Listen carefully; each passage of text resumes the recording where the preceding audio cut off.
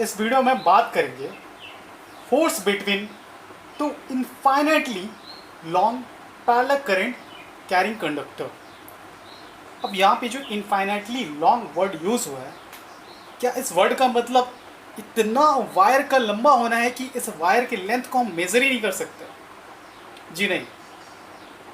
यहाँ पे infinitely long का मतलब है कि सपोज ये हमारा वायर है, ये वायर के किसी नियरेस्ट पॉइंट पे हम मैग्नेटिक फील्ड निकाल रहे हैं। ये नियरेस्ट पॉइंट का जो मैग्नेटिक फील्ड का जो मैग्नीट्यूड होता है वो इनफाइनाइटली लॉन्ग स्ट्रेट वायर के मैग्नीट्यूड के जैसा ही होगा। मतलब जो मैग्नीट्यूड निकालने का पॉइंट है ये वायर के बहुत ही नियरेस्ट हो, ठीक है। बट इस चीज़ को हम समझने के लिए हम मैग्नीट्यूड का जो पॉइंट है उसे थोड़ा सा सेपरेशन में लेंगे। अब यहाँ पे हमने दो कंडक्टर को प्लेस किया, ओके, कुछ इस तरह से दो कंडक्टर को हमने प्लेस किया। दोनों कंडक्टर पे जो करंट का डायरेक्शन है वो सेम है, ओके। और दोनों कंडक्टर पे जो डिस्टेंस है ये चूँकि पैरेलल है तो हम यहाँ पे भी डिस्टेंस मानेंगे d, इस जगह पे भी डिस्टेंस मानेंगे d, और बीच में किसी जगह पे हम डिस्टेंस अगर लेते हैं तो वो भी होगा d। अब चूँकि इस जगह पे क्या हो रहा है, करंट कैरिंग है जिस पे करंट फ्लो हो रहा है। अब करंट किसी वायर पे फ्लो होगा तो हम राइट हैंड थंब रूल से पता लगा सकते हैं कि इस वायर के अप्रॉक्सीमेट क्या होगा, एक मैग्नेटिक फील्ड इंड्यूस्ड होगा। तो हमने माना कि ये जो दूसरा वायर है ये हमारा कंडक्टर 1 है और ये हमारा कंडक्टर 2 है। तो ये जो दूसरा कंडक्टर है ये कंडक्टर इस वायर के मैग्नेटिक फील्ड के रीजन में है। तो ऑब्वियसली ये वायर क्या है, इस वायर पे भी करंट फ्लो कर रहा है। और हमने पढ़ा है कि कोई भी कंडक्टर पे अगर करंट फ्लो होगा और वो कंडक्टर अगर किसी मैग्नेटिक फील्ड पे हो तो वो फोर्स एक्सपीरियंस करेगा। तो यहाँ पे जो फोर्स ये कंडक्टर एक्सपीरियंस करेगा, इस कंडक्टर के द्वारा बना हुआ मैग्नेटिक फील्ड में रहने की वजह से उसी फोर्स को हम निकालेंगे। हमें पता है कि किसी वायर की स्ट्रेटली लॉन्ग वायर का मैग्नेटिक फील्ड का मैग्नीट्यूड, ये मान लीजिए स्ट्रेट लॉन्ग वायर है, इन्फिनिटली स्ट्रेट लॉन्ग, ये डेरिवेशन हम कर चुके हैं। तो इस वीडियो में इस डेरिवेशन के बारे में ज़्यादा बात नहीं करेंगे। तो मैं इसका जो डेरिवेशन है वो सजेस्टेड वीडियो पे या फिर आई बटन पे इसका लिंक मैं डाल दूंगा, आप चाहे तो रिवीजन वहाँ से कर सकते हैं। तो ये मान लीजिए स्ट्रेट वायर है, इस स्ट्रेट वायर के पास में जो मैग्नेटिक फील्ड बनेगा, ये मैग्नेटिक फील्ड का जो मैग्नीट्यूड होगा रिजल्ट ये है, ओके। तो अब इसी एक्सप्रेशन को हम इस वायर के सिमिलर लेते हैं। ये हमारा वायर कंडक्टर 1 है, इस पर जो करंट फ्लो हो रहा है ये करंट मान लेते हैं I1 फ्लो हो रहा है और इस पर करंट I2 फ्लो हो रहा है। तो इस I1 करंट की वजह से इस C1 कंडक्टर पे जो फोर्स, मतलब यहाँ पे किसी पॉइंट पे, इस जगह पे कोई पॉइंट पे जो मैग्नेटिक फील्ड होगा, ओके। तो ये मैग्नेटिक फील्ड का वैल्यू कितना होगा, इस जगह पे जो मैग्नेटिक फील्ड होगा इसका वैल्यू इसी के सिमिलर होगा, जिसे हम मान लेते हैं dB equal to μ0 4 pi 2 I, कौन सा I है, I1 है, अपॉन यहाँ से यहाँ तक का सेपरेशन कितना है, D है, ऑलरेडी ले चुके हैं D, ओके।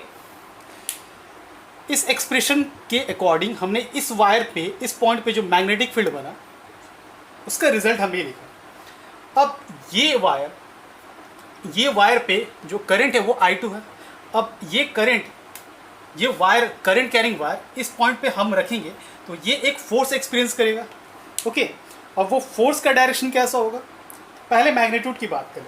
जो फोर्स एक्सपीरियंस करेगा यहाँ पे, वो फोर्स क्या होगा, मान लेते हैं इस फोर्स को हम F1 बोल रहे हैं। ये F1 जो होगा ये F1 होगा किसके वजह से, इस वायर पे जो करंट फ्लो हो रहा इसके वजह से।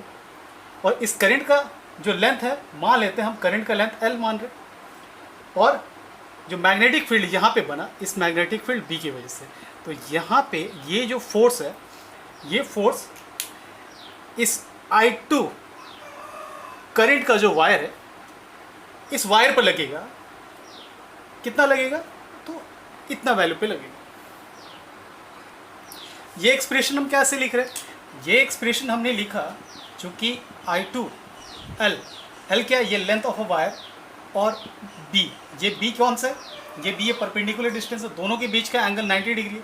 तो यहाँ पे ये इसे हम कुछ इस तरह से लिख सकते हैं, और यहाँ पे जब थीटा जब 90 डिग्री होगा तो हम इसे I2 L B लिख सकते हैं। तो यहाँ से इस तरह से मैंने इस इक्वेशन को लिखा, इसे इक्वेशन B दे रहा हूँ। अब देखिए ये जो L है, पहले ही हमने कह दिया है टॉपिक पे ही कि ये इन्फिनिटी लॉन्ग है। तो अगर ये इन्फिनिटी लॉन्ग है तो यहाँ पे हम L का वैल्यू को पुट नहीं कर सकते। तो हम किस तरह से ये F1 को फाइंड आउट करेंगे? तो यहाँ पे एक टर्म आता है कि हम यहाँ पे लॉन्ग वायर के लेंथ को तो हम मेज़र नहीं कर सकते, बट यहाँ पे अगर हम यूनिट पर यूनिट लेंथ का फोर्स को फाइंड आउट कर सकते हैं। तो यहाँ पे अगर पर यूनिट फोर्स की बात करेंगे तो यहाँ से ये कुछ ऐसा हो जाएगा, इस टर्म को हम डिवाइड कर देंगे L से, तो ये पर यूनिट हो जाएगा। पर यूनिट फोर्स पे कितना है हमारा, इस पे L से भी डिवाइड किए तो हमें इस टर्म को भी L से डिवाइड करना होगा। तो यहाँ पे ये पर यूनिट, दैट मीन्स हमें यहाँ पे ये वैल्यू जो मिलेगा, ये वैल्यू हमें पर यूनिट के वैल्यू पे मिल रहा है। ओके, ये हमारा क्या है? ये फोर्स पर यूनिट लेंथ, इस वायर पे जो फोर्स पर यूनिट लेंथ निकला वो है। तो इस फोर्स पर यूनिट लेंथ को अगर हम फाइंड आउट करेंगे तो यहाँ से इधर आते हैं, ये कुछ ऐसा होगा। I2 का वैल्यू हमारे पास क्या है? I2 का वैल्यू हमारे पास नोन है। ये B का वैल्यू कितना है? ये है जिसे हमने फाइंड आउट किया, ये वाला। इस B का वैल्यू को हम यहाँ पे पुट करेंगे और यहाँ से हमें मिलेगा I2 I1 अपॉन D।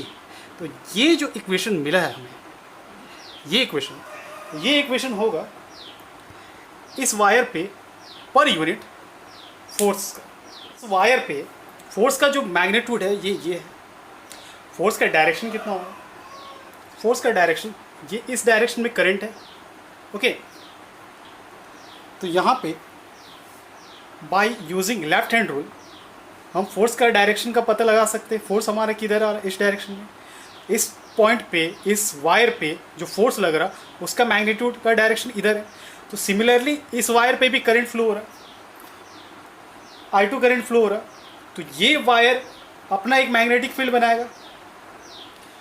तो ये वायर का जो मैग्नेटिक फील्ड है, इस वायर का मैग्नेटिक फील्ड इसको अफेक्ट करेगा, और इस पे जो फोर्स लगेगा जस्ट इसके अपोजिट डायरेक्शन में। मतलब इस वायर का फोर्स इस डायरेक्शन में लग रहा है, इस वायर का फोर्स इस डायरेक्शन में लग रहा है। दोनों एक दूसरे को क्या करेंगे? अट्रैक्ट करेंगे। ओके, तो यहाँ से ये जो फोर्स है ये फॉलो करता है न्यूटन्स के थर्ड लॉ को।